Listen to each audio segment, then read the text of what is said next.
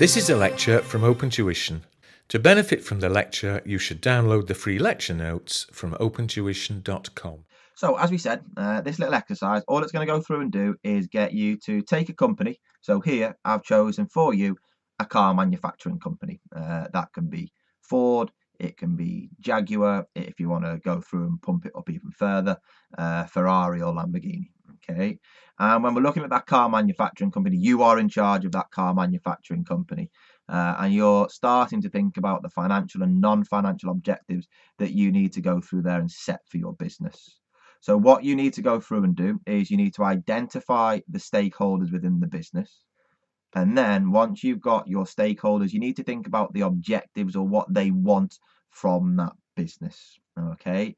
So what I would suggest is that you go through, pause the video in a moment, list out some stakeholders, and then have a thought about what objectives they want. When you're thinking about the stakeholders, try and be particular. Don't just copy down the list that we've got from the notes. Try and be specific about the customers, about the suppliers, the type of customers, the type of suppliers, the type of employees, so that you can, add a little bit of value if you're thinking about going forward ultimately and doing the strategy level case study, where it's a little bit more written as opposed to your objective test questions that we're aiming towards here. Okay. But pause the video now and I'll see you in a moment. So, how did you get on with that then? Okay, was that a little bit of fun? No, you didn't bother doing it. Shame on you if I give you the opportunity to try and do a little bit of work as we go through the exercise and to keep you involved. Please take advantage of it. It will keep you occupied as opposed to just entertained as well, as opposed to just going through there and just listening to me non-stop forever and ever. Okay, so what have we got? Well, let's go through there and have a look at the stakeholders. So you've got there your employees, nice and straightforward there. I threw in the government. I went through and just tried to be a little bit different then. Okay, I just thought, well, what about your safety bodies, your regulatory bodies? Okay, if you're manufacturing a car, you need to make sure that it's safe. Okay, local suppliers I touched upon. Instead of saying customers, I thought about your car dealerships. Okay, because that's who you sell your cars to if you're a manufacturer, and then the dealer sells it on. So what have we got? Okay, if you're an employee, very simple. Okay, just keeping it basic to start off with. We want a bit of job security, don't we? Okay, but you also want opportunities. You want opportunities to progress and enhance your career, don't we? Okay, and as part of that, you'd like some salary increases. Okay, so when you're setting the objectives of a business, you need to bear that in mind. Okay, very difficult in the current economic climate, isn't it? In the financial climate that we're experiencing in these modern times.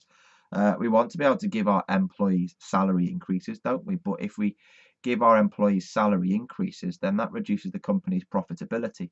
And, if we reduce profitability, then there's less dividends for the shareholders. The businesses are struggling for cash as it is. Okay, so giving the employees that salary increase in the first place, it is going to be difficult, isn't it? Without then upsetting the shareholders. So it's something that you really need to finally balance as a financial manager. In terms of the government and a car manufacturing company, they'd be concerned with job creation. Again, a bit of an issue, I'd suppose, there with regards to a car manufacturing company, isn't it? Because in my time, cars have been manufactured purely by hand on production lines, and now it's totally changed. It's all automated, isn't it? So there's a lot less job or human intensive jobs that are being performed in terms of manufacturing cars. So that would be something you'd need to consider. Yeah, great. Automate the production line, but what do you then do in terms of your jobs, your employees? So again, something to consider there.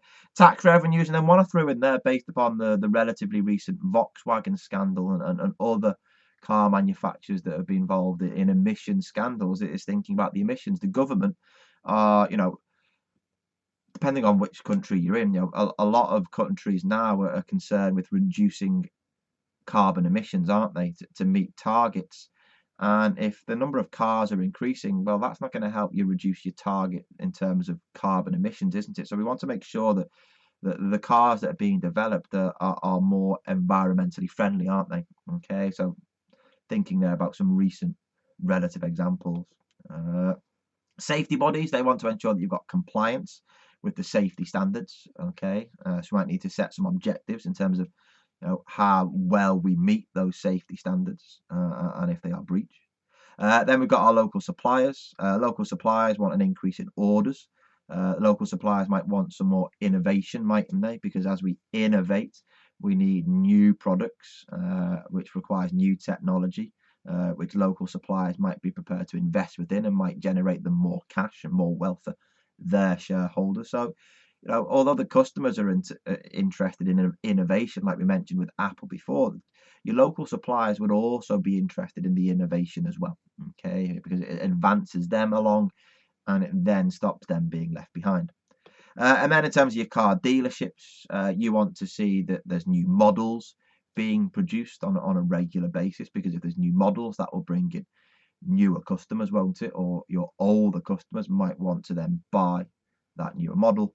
And again, car dealerships will be interested in technology, won't they? Okay, if you look at cars these days and the technology that's available, we're moving closer and closer, aren't we, to automated cars that will drive themselves. Okay, there's a lot of companies in America. I think Google are very much involved in the self-driving or driverless cars. Okay, so your car dealerships will be really interested in that technology and how it goes forward. Okay, so that's just looking at an example for a car manufacturing company. Feel free to use any business that you want. I don't know, an airline business. You could think there about your customers being the holiday makers. Okay, your businessmen or women who go through there and fly on the planes. Your suppliers, the suppliers of the engines, and how Rolls Royce that may be, and how that needs to be thought about in terms of setting your financial and your non-financial objectives. We haven't yet touched upon the financial and the non-financial objectives just yet, because before we get there, we want to be able to think about your stakeholders and what the objectives of those stakeholders are. Okay, and we've looked at a little bit there, haven't we? Okay, what we're going to go through and look at next is we're just going to start to touch upon the different types of entity that we could go through and look at within any exam question.